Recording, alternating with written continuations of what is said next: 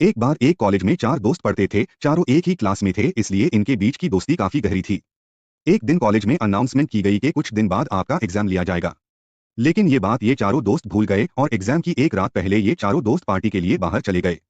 अगले दिन जब चारों दोस्त कॉलेज गए तो उन्होंने देखा कि एग्जाम का टाइम ही खत्म हो चुका है। तब इन चारों दोस्तों ने एक प्लान बनाया और कार का ऑयल अपने कपड़े पर लगाया और अपनी प्रिंसिपल के केबिन में जाकर प्रिंसिपल से कहा, हमारी कार का टायर पंचर हो गया था, इसलिए हम एग्जाम नहीं दे पाए। प्रिंसिपल ने कहा, ठीक है, तुम कल कॉलेज आना, कल तुम्हारा एग्जाम ले लिया जाएगा। चारों दोस्त खुश होकर वहां से निकल गए और ये सोचने लगे कि आज तो हम बच गए। इन चारों दोस्तों ने रात भर पढ़ाई की और जब अगले दिन एग्जाम देने गए तब इनसे कहा गया कि तुम चारों का एग्जाम अलग अलग क्लास में लिया जाएगा। चारों दोस्त अलग अलग क्लास में जाकर बैठ गए।